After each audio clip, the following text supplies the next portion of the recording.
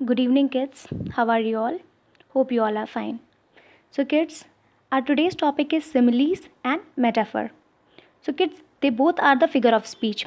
Actually, one of you wants to me that I'll explain this topic. That's why today I choose this topic to explain. Okay.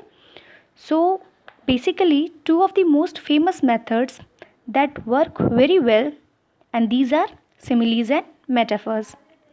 Both of them are widely used by writers to create mental images for their readers and make their texts more lively and interesting.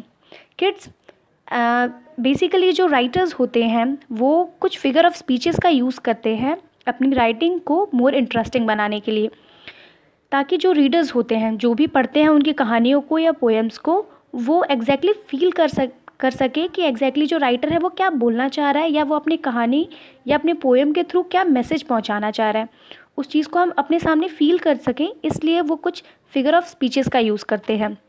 So simile and metaphors they both are the figure of speech. So first one, what is the meaning of simile? A word और phrase that compares something to something else using the words like or as. That I already told you. ये आपको पहले से पता है कि simile में क्या होता है, कंपैरिजन होता है बेसिकली टू अलग अलग थिंग्स का, और इसमें दो वर्ड का यूज़ होता है लाइक एंड एज, और we call as a simile is a comparison between two things using the word like और as. For example, white as snow. कोई चीज़ अगर वाइट है, सफ़ेद है, किसके जैसी? स्नो के जैसी. तो यहाँ पे हमने दो अलग अलग चीज़ ली, एक स्नो मीन्स बर्फ़ का हमने यूज़ किया और दूसरा कलर वाइट कलर का, और दोनों में कंपैरिजन किया विद द वर्ड एज. हमने एज वर्ड को लगा के. One more example, face like a mask. किसी का चेहरा किसकी तरह है? मास्क की तरह. Okay, I hope this is clear. Now come to the another, that is metaphor. A word or phrase that is used in an imaginative way to show that somebody or something has the same qualities as another thing, or we call as a metaphor is a figure of speech that compares two things. metaphor भी comparison के लिए ही use होता है, but ये simile से कैसे different है?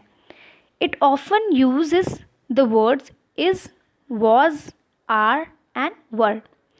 Kids, in place of like and as. जैसे सिमिली में लाइक और एज ही केवल यूज़ होते हैं, ये दोनों ही वर्ड मेटाफर में यूज़ नहीं होते, but still they both are the comparison words. ये दोनों ही कंपैरिजन वाले वर्ड होते हैं जो किसी चीज़ को कंपेयर करते हैं, बट सिमिली में हम लाइक और एज को यूज़ करके कंपेयर करते हैं, और मेटाफर में इन दोनों वर्ड्स के बिना कंपैरिजन होता है. बेसिकली मेटाफर में हम इज़, वॉज, आर और वर का यूज़ करते हैं.